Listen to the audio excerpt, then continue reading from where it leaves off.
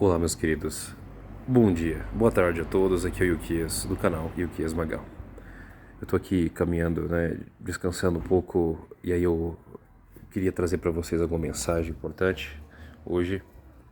E uma delas foi uma que eu ouvi recentemente sobre, nós estarmos, às vezes nem percebemos, mas nós estamos presos em religiosidade, achando que estamos servindo a Deus. Tá bom? A gente acha que está servindo a Deus e a gente pega Deus e coloca ele dentro da nossa caixinha, da nossa igreja, da nossa sinagoga, e acha que Deus pensa daquela forma. Se Deus não for daquela forma que a gente acredita, da forma que a gente interpreta com a nossa teologia falaciosa, aí então não serve, não é correto, e a gente confronta. Eu quero explicar para vocês o que é o sistema babilônico, né? Babel, Bavel, vem da palavra confusão. Foi neste local, lá em Gênesis 11, onde Deus confundiu a língua dos homens. Tá bom?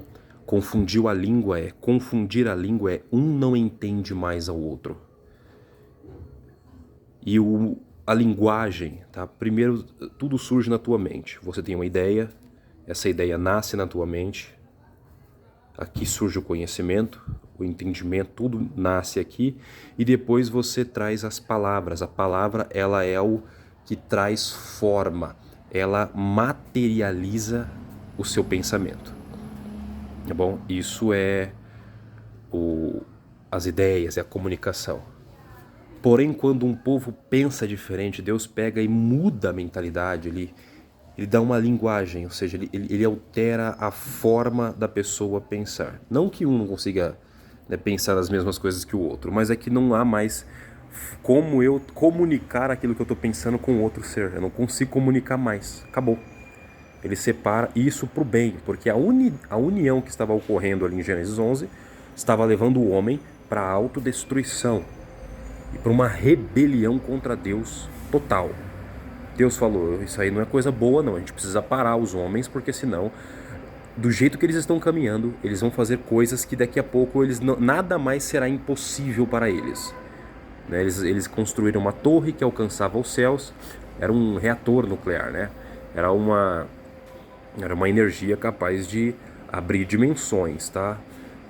Então, ia marcar tudo, Chegaria ao absurdo tudo que eles fariam, e Deus falou, isso não é bom, vamos parar isso por aqui. E o homem está caminhando para isso de novo. E essa confusão se deu ali. Como que é hoje também? Tá bom? Desde a reforma, eu quero pegar desse ponto, na verdade tudo começou da seguinte maneira. Como é que Babilônia, como é que esse espírito babilônico atua? Ele atua assim. Quando o Senhor veio, quando Jesus Cristo, Yeshua, apareceu para salvar os homens, ele ensinou, E a gente sabe de onde ele veio, ele é fariseu. Ele saiu do meio dos judeus fariseus. Tanto é que João Batista e o Hanão Imersor, quando ele é confrontado pelos fariseus, ele mesmo aponta para os fariseus e fala, eu não sou o Cristo, eu não sou o Messias, mas do meio de vocês vai sair um, do qual eu não sou digno nem de desatar as correias de suas alparcas. Eu não sou digno de desamarrar os cadarços de sua sandália. Então ele está dizendo, do meio de vocês, ou seja, do meio dos fariseus vai sair um que ele não era digno. Ele está falando que Yeshua sairia do meio farisaico. Então está aí para nós a resposta, qual é o pensamento do Messias. Tá? Ele é fariseu, ele é de linhagem farisaica. E ele, porém, o que ele bate de frente com a liderança daquela época? Que a liderança dentro do templo e no sinédrio estava na mão de saduceus. Alguns nem judeus eram. Eles não criam em nada, criam muito em reencarnação. Então, se você quer saber, de onde vem essas loucuras no meio judaico aí de reencarnação, você já começa a entender de quem eles descendem. Os saduceus tinham essa crença da reencarnação, não criam em anjos, não criam em ressurreição dos mortos, não criam em milênio, nada disso. Eles são totalmente apegos a esse mundo materialista, E o fariseu não, o fariseu crê em anjos, ele cria na atuação poderosa realmente das forças espirituais no mundo, que Deus é um ser espiritual, eles creem em ressurreição dos mortos, na vinda de um Mashiach que vai restaurar todas as coisas, essa é a visão do fariseu. Então, aí você já começa a ver com o que mais você se parece, entendeu? E eram essas duas vertentes. Tinha os essênios também, tinha os zelotes que queriam tomar o reino pela força da espada, né? Isso... o Messias, quando Yeshua veio, ele já mostrou que isso aí não serve, ele não queria isso para ele, não ia fazer dessa forma. E, bom, não vamos perder aqui. Quando ele vem, ele traz uma compreensão da Torá muito grande, muito profunda. No caso, quando ele fala assim, ó, na Torá de Moisés está escrito o quê? É olho por olho, dente por dente, né? Mão por mão, pé por pé, assim que está escrito. Aí ele fala, vocês que estão debaixo do jugo romano, debaixo do jugo do Império Romano, ele fala, se derem um tapa na sua cara, oferece o outro lado do rosto. Aí ele está dizendo para o quê? Para você ser covarde? Quer dizer que se alguém te agredir, você tem que ser covarde? Ele fala, não, ele está falando para o povo, não enfrenta o Império Romano, porque vocês não têm força para vencer esse império. Então parem de ser burros. É isso que ele estava falando para o povo. Parem de ser loucos. Vocês estão querendo enfrentar um império no qual vocês não têm força para enfrentar. Vocês não vão vencer esse império pela força da arma de vocês. Não enfrentam um soldado porque ele vai fazer mal para você, vai fazer mal para tua família, vai destruir todo mundo. Então fica na sua. Eu não quero que vocês façam isso porque isso vai destruir vocês. Não provoquem a destruição da sua cidade, do seu país, com essas revoltas que não dão em nada. Vocês estão há 1000 anos tentando fazer isso e nunca deu certo. Por que agora vai dar? Entendeu? Ele já deixou claro, eu não vou começar uma revolta armada. Acabou. Segundo, ele fala, se obrigarem vocês a andarem 1 milha, caminha 2. Vai 2, faz mais. Sempre faça além. Entendeu? Ou seja, quando disserem para você assim, nossa, você é um bom cristão, você é um homem de Deus, então seja melhor. Ainda é pouco, faça mais. Não porque é causa dos outros, mas por causa do seu Pai que está no céu. O que Yeshua fala? Sedes perfeitos, como é o vosso Pai que está no céu. Ou seja, imitem o vosso Pai é perfeito, ele faz tudo com excelência, então sejam iguais. É isso que o reino espera de você, tá bom? E aí você começa a compreender a mentalidade dele. Eu falei, opa. E a halachá, a lei judaica, como que eles criavam? Eles tem a lei, e os judeus da época criaram a halachá. A halachá é a seguinte, você cria uma lei em cima da lei. Tá escrito o seguinte, a festa de Pêssar é 7 dias, com os pães asmos. Eles acrescentavam 1. Não, porque, né, tá escrito que você no Shabat não deve acender fogo. Aí começou, aí em cima disso você cria milhões de regras, tornando a vida da pessoa insuportável, entendeu? E tá aí até hoje. E aí você tá escrito, olha, no Shabat você não deve caminhar mais do que eu não lembro agora, 1 milha, eu não lembro agora quanto que é a quantidade, alguns metros. Aí, o Eterno não falou claramente que é tantos metros, não deve andar? Aí eles aumentam, ó, para garantir vai ser menos, vai ser só um tanto de metro. E aí é sempre essa lei que vai tornando cada vez mais pesado, mais e mais pesado, entendeu? E não para por aí, ela vai aumentando, ela vai colocando um peso. Por exemplo, quando eles vêm, né, um dos judeus vem, os discípulos de Yeshua pegando espigas para comer no Shabat. E Yeshua fala, vocês pode comer. E os líderes ficam loucos, como assim? Não pode, estão colhendo no Shabat. Aí ele fala, aí Yeshua responde, vocês não lembram que Davi, quando voltou de conflito, ele pegou o pão da proposição dentro do tabernáculo e comeu, porque ele ia morrer de fome? E ele não pode, só o sacerdote pode comer. Então por que Davi não morreu? O que Yeshua passou a vida é mais importante do que esses preceitos. Se no Shabat eu precisar pegar o meu carro e viajar tantos quilômetros para salvar a vida de alguém, eu vou fazer isso. Não importa o que está escrito na lei. Essa lei, ela não, esses preceitos não estão acima da vida humana. Era isso que Yeshua queria passar para eles. A vida humana está acima disso. Ele está passando, amem o ser humano, vocês não amam o ser humano. Para que esse monte de preceito que vocês estão inventando, mas não tem amor um pelo outro?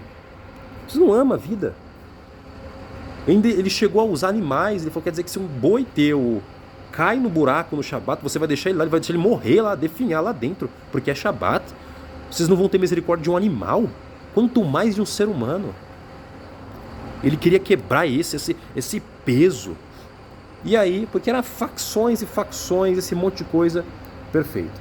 Quando Yeshua vem, ele faz a obra maravilhosa dele, ele traz uma compreensão clara e muita gente já torceu tudo isso hoje, né? Quando ele fala o seguinte, ó, antes, quem adulterava, a lei eliminava. Se você eliminar a vida de um homem, você tem que pagar a tua vida. Se você trair a tua esposa, ou sua esposa trair o seu marido, tem que ser, ó, picota. Já era pra ele, não tem misericórdia, tá bom? Por isso que aquele texto lá de João, o João 8, né, da perícope da mulher adúltera, que Jesus fala, vai, não peques mais, é muito difícil, é provável que isso nunca tenha ocorrido, isso não tem nem lógica. Mas não vamos entrar nesse detalhe. E se ocorreu, não foi dessa forma, né? Alguns aí vão dizer até que enxerto, porque ele ainda não tinha feito o sacrifício dele. Mas vamos lá. Aí Yeshua traz uma compreensão ainda mais pesada, porque essa perícope da mulher adúltera, esse texto, ela até bate de frente com o que Yeshua vai dizer. Olha o que ele fala. Se hoje um homem pensar na sua cabeça, imaginar, se ele só sentir vontade de começar a imaginar a mulher de outro, caiu em adultério. Ele já é réu de juízo. Acabou. Ele tornou a lei ainda mais pesada. E as pessoas acham, não, hoje é graça, hoje eu posso tudo. É só pedir perdão depois que tá tudo bem. Não. Você vai ser condenado agora até pelos teus pensamentos. Você pode ter uma vida íntegra, você pode ser o homem mais religioso do mundo. Pensou mal e pereceu com aquele teu pensamento, tá perdido. O Messias tornou muito mais difícil ser salvo por meio dos seus méritos. Claro que você nada do que você fizer tornará salvo.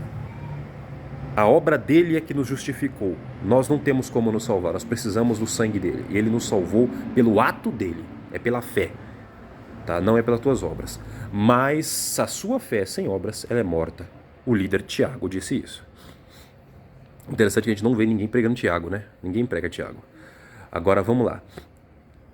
E onde está indo Babilônia nisso? Vai pegando, você já está vendo os textos torcidos, como é que foi feito. Aí, quando ele vai, os apóstolos cheios do Espírito começam a espalhar o Evangelho. E surgem várias células, vários corpos. Daqui a pouco, entre os apóstolos, surgem outros líderes que começam a pensar diferente e criam uma ramificação. Em 356, nós vemos aí, né, o Constantino criando a igreja, né, o cristianismo, e tornando o cristianismo como uma obra, né, como a religião oficial do Império Romano, para unificar Roma, porque estava debaixo de... O Império já tinha sido tomado por vários povos bárbaros, então ele queria unificar, né? Se todo mundo tiver uma só religião, um só Deus, um só líder espiritual, que era o Papa, aí assim conseguia manter toda, né, a Europa coesa. E conseguiu. Mas aí o que ele fez? Dissociou o cristianismo do judaísmo, da Torá de Moisés. Essa lei mosaica aí, abole. O Jesus que a gente vai inventar aqui, ele aboliu isso aí, não tem mais isso, tá bom? Nada disso para nós. Vamos deixar isso só para o judeu. E no concílio que eles fazem em Niceia, por exemplo, era proibido a entrada de judeus. Judeu não tem palavra aqui dentro. Nós vamos criar essa religião e vai ser do jeito que a gente pensa. Pronto, você já viu Babilônia agindo. Dissocia o negócio da verdade. É como se do nada Jesus criasse uma nova religião que não tem raiz. A raiz é ele. E assim, eu criei. Agora a partir de mim tem uma religião nova, quem crê em mim, quem segue o que eu mando, tá certo. Só que a lei que o pai dele deu, ele fala que a lei está abolida. Que filho rebelde é esse? E primeiro que o Messias não tem autoridade para revogar o que o pai já determinou. Ele nem vai, ele nem quer fazer isso, não tem sentido isso. Mas ele trouxe uma compreensão maior. E ele aboliu o rito sacrificial. Não pode se fazer mais sacrifício, isso acabou. Ele é o sacrifício perfeito. Então não precisa de outro. E ele é o nosso sumo sacerdote. Ele nos comprou para o Pai. Então, essa parte acabou completamente. E aí já começou essa confusão total. Quando Jesus fala, eu sou a videira. Se ele é a videira, ele é uma árvore. Então ele está plantado. E o pai é agricultor. E ele fala que Israel é a oliveira. Ele está plantado lá. Ou seja, ele se alimenta da promessa do que o pai fez. Ele é a raiz, é claro, a raiz está nele, ele é a raiz que está na terra, mas ele se alimenta da terra.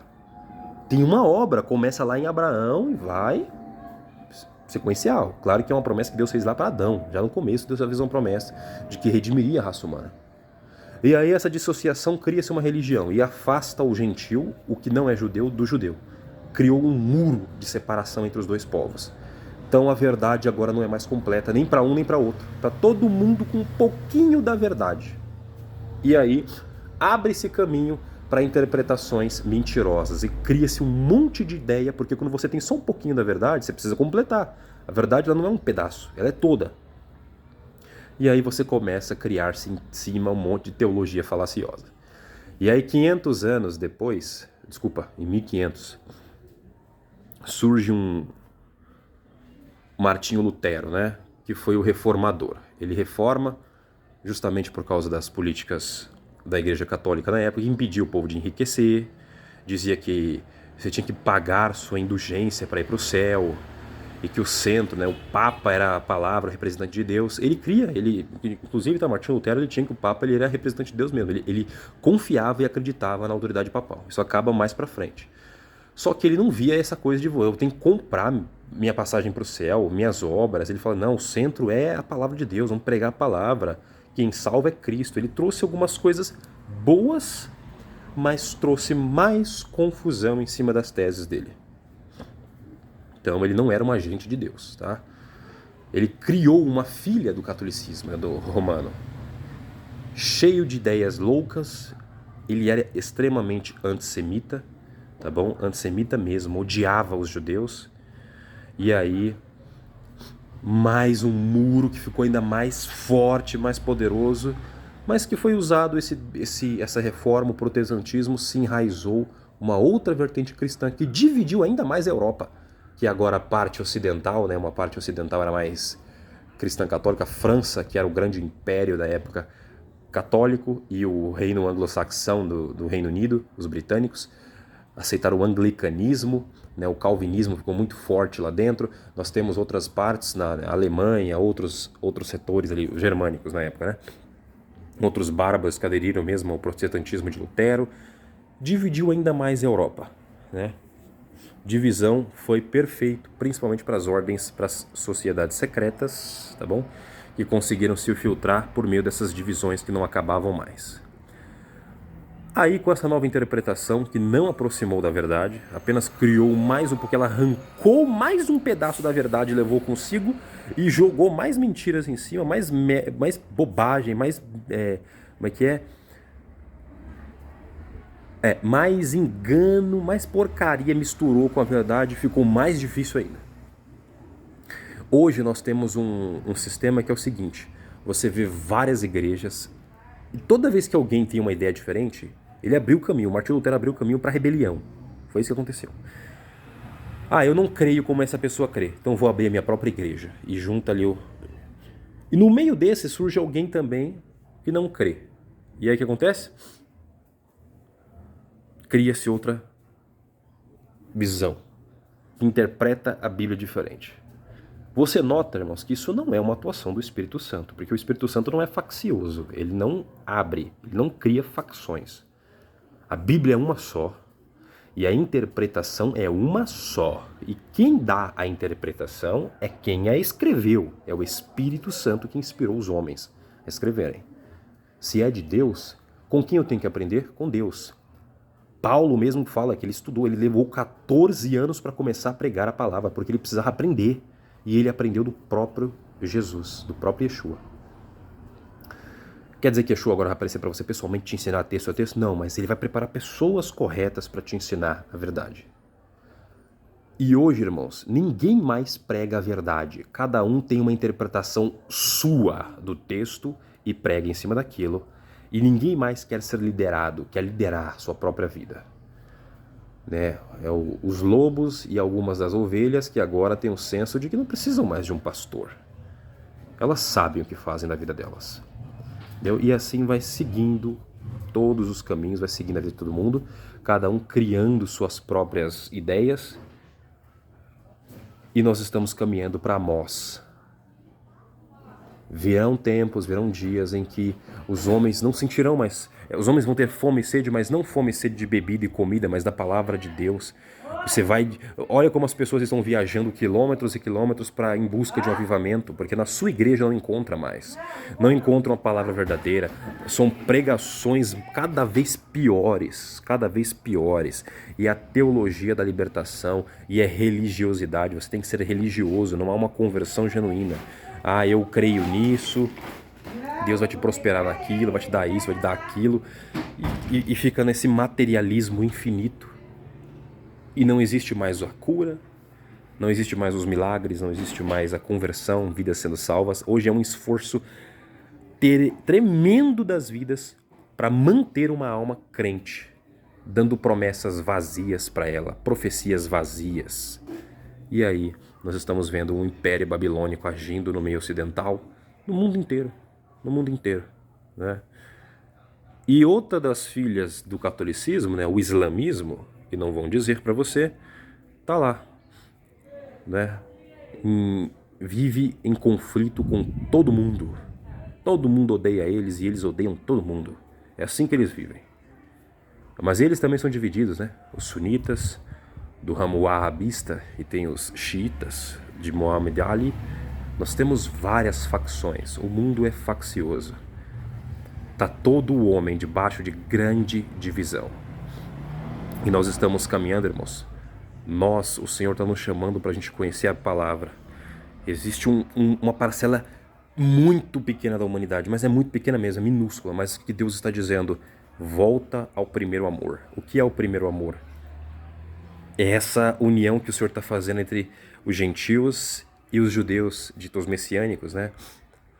Aproximando a casa de Israel, aqueles que ele vai salvar, com os cristãos que eles têm salvado, que vai salvar, para ambos aprenderem a Torá de Moisés e eles aprender com a gente a ter uma fé no Senhor, a quem é o Messias verdadeiro, o que ele fez, quem é ele de fato. Não é o que ensinaram lá no Concílio de Nicéia, que Constantino quis dizer no seu concílio com seus dominados fantoches.